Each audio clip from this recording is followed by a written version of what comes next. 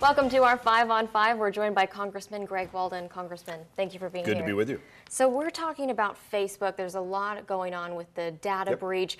As chair of the House Energy and Commerce Committee, what is your reaction to this? Well, first of all, I've written with my Democrat colleagues on the committee to ask Mark Zuckerberg to come testify before the Energy and Commerce Committee. We fully expect him to accept that and come participate.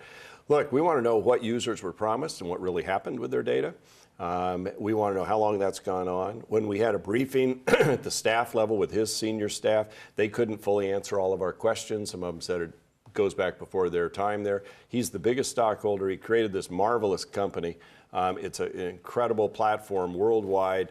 He's the one who can come and sit before the committee and answer our questions and explain what Facebook knew and didn't know, what they did and didn't do, whether they violated their terms of agreement with their users or not. But fundamentally, we got a bigger and broader issue in the country about data security, whether it's the Equifax breach, which we did a hearing on, where 146 million Americans lost their personal data. You see these time and again, and so we're trying to figure out what's the best course of action forward so you can protect your security, reclaim your security, and who should be held accountable and how.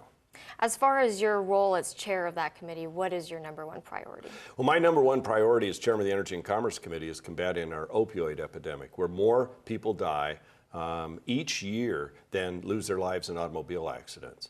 It is a scourge in every community here in Southern Oregon, Central Oregon, Eastern Oregon, Ohio, West Virginia, every state.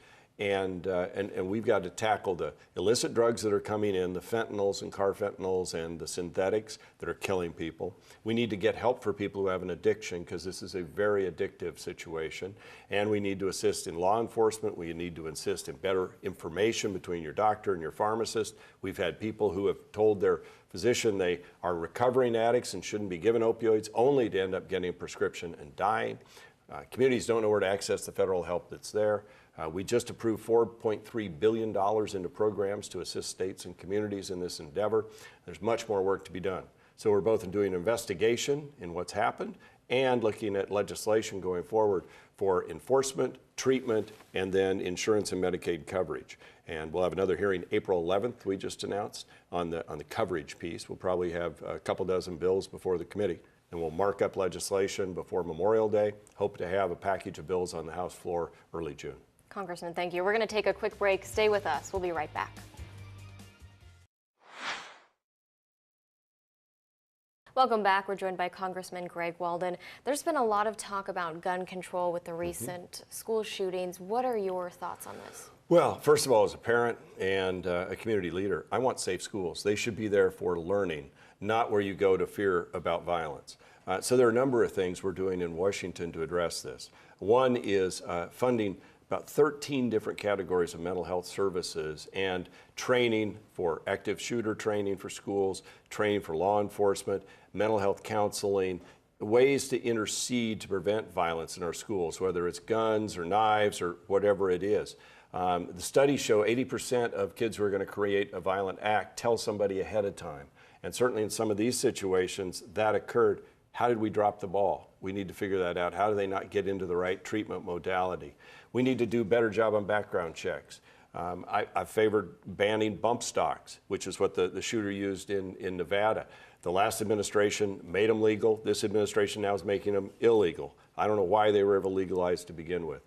And so we're trying to take steps to bring about common sense solutions for school safety. But it's a partnership, isn't it? Because you've got your local school districts that really manage how the schools operate. Do they have a security officer in there, like the situation in Maryland, where that security officer stopped the shooter immediately? And how many points of access do you have to a school? That's not something the federal government's in charge of. And then you've got the state and then the federal role as well. And I think collectively we need to come together and find more common sense solutions here. Here in Medford, there is a billboard speaking out against your re-election campaign. What's your reaction to that? It's election year, you know, and it's more of the dark money out there. And it is what it is. Look, I'm proud of the record I have at getting receipts for our secure rural schools. There'll be $30 million coming into Southern Oregon now because of the work I did with my Democrat partners and others in Congress to renew the secure rural schools. We just got 10 to 12 million in emergency drought aid for the Klamath Basin to deal with the drought there. We're doing all this work on opioids. They want to run a negative campaign. That's their deal. They have that right. They've got billboards up. They've been running attack ads. I know I've got to earn the support of voters, keep the support of voters, but I'll be talking about the issues and working on solutions and solving problems, not some billboard here or there. Congressman, thank you so much. It's good to be with you. Thank you. Stay with us. We'll be right back.